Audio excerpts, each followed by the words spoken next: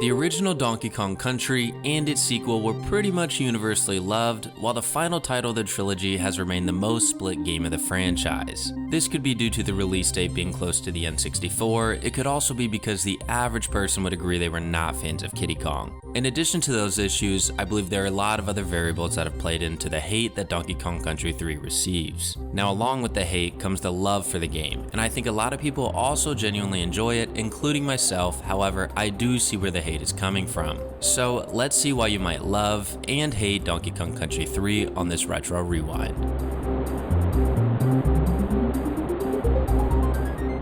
I'd like to end this video on a positive note, so I want to start by talking about my primary gripe with the game. To put it bluntly, I think DKC3 did a pretty bad job with its first impression. The stages in the first two worlds really don't bring the creativity that the first two games brought. The intro levels involve the boardwalk stages, the mill stages, and a single but forgettable snow level. To top it off, the boss was a bit of an odd addition to the franchise and was pretty forgettable. Traditionally, the first levels are always on the easier side, but this is not the issue. The atmosphere and music of these levels are nothing to write home about, and they don't really do a good job of capturing the player. If you look at DKC2, the intro stages take place on a pirate ship, which is creative in itself for a game about apes. However, it also had a great soundtrack to complement these settings.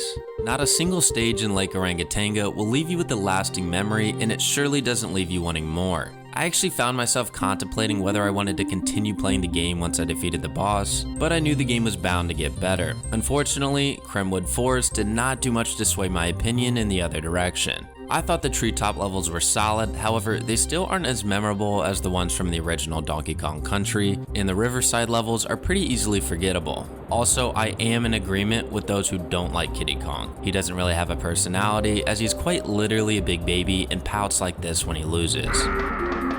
He doesn't even really offer anything from a gameplay perspective, at least not anything that useful in my experience. They didn't really give him a chance to show anything, as when you complete a level in DKC3, you just jump on a rope, which is pretty unfulfilling when compared to the endings of Diddy's Quest.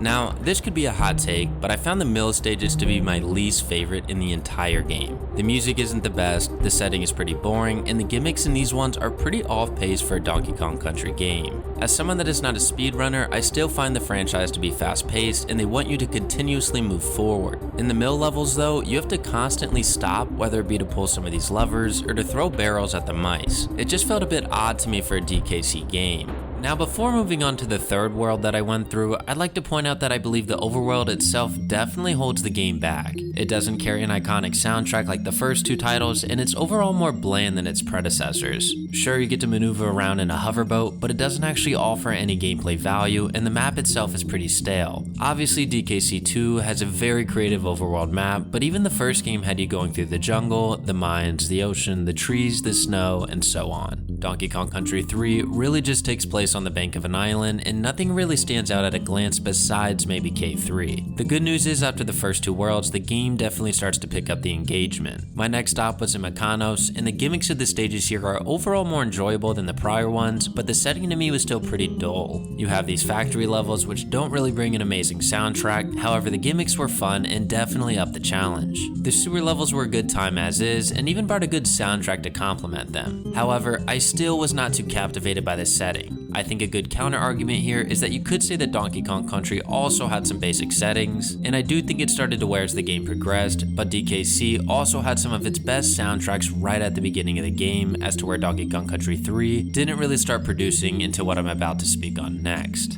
Cotton Top Cove is where the game really started to trend in the right direction for me.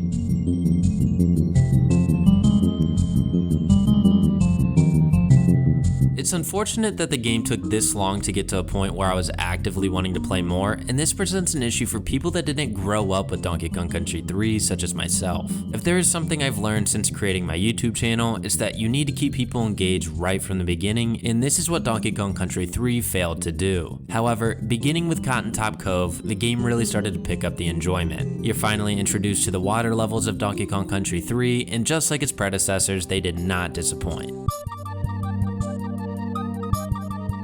The music is more mysterious, but it does a really good job of immersing you into the environment. The gimmicks of these stages are also pretty creative, such as Fish Food Frenzy, which has you quite literally feeding an aggressive fish. The waterfall stages bring an amazing soundtrack and some unique platforming, and I enjoyed pretty much every single level in Cotton Top Cove, and the enjoyment really carried on throughout the rest of the game. You have the plentiful amount of levels such as Confused Cliffs, which was a great change of pace with the focus on quick reactions and rope jumping. Then you have the cave type levels with Squawks and Quacks, which offered some very challenging platforming. To put in perspective, the creativity really amped up in the later half when compared to the beginning, which is just some mills and factories and boardwalks. I think what really kept me engaged during the second half of the game was just the consistency of solid stage gimmicks, more unique settings, and some amazing music. Even though you still had your factory levels thrown in there, I found Crackshot Croc to be both challenging and unique. The final world in Chaos Core offers a variety of stages and gimmicks to cap off the game.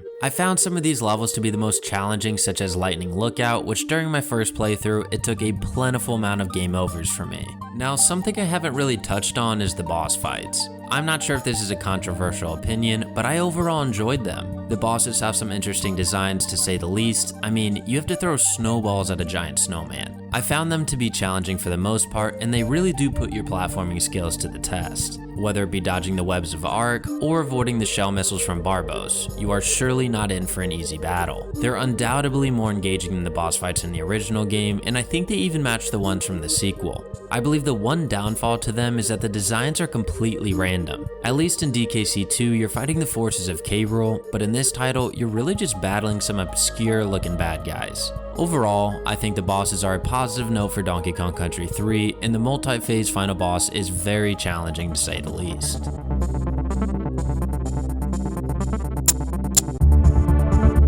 Whether you love or hate Donkey Kong Country 3, I think you should be able to find at least some of both sides of the argument to be valid. In my experience, I just thought the game had a rough start in its level design and soundtracks. It also doesn't help that the new playable character is pretty boring and that the overworld doesn't capture your attention right off the get-go. However, once you make it through the first few worlds, you really start to remember why you love the Donkey Kong Country series. It's full of memorable stages, soundtracks, challenges, and sometimes even bosses. I genuinely don't think the game would get the hate it has if it mixed in some of the concepts of the later stages earlier on, but it's too late for that now, and I think pretty much anyone can enjoy the game in present day. Upon its initial release, I can see why people might have been disappointed, but it didn't help that it came out around the same time as the Nintendo 64 did. I, however, just played all three of the original games just this year and enjoyed all of them. Personally, I do think DKC 3 is at the bottom of the pack, but I don't think it's a bad game by any means. I sit here eagerly waiting for another DKC title to be released since there hasn't been a single new entry in this series since 2014, and I haven't even got to play Donkey Kong Country Returns.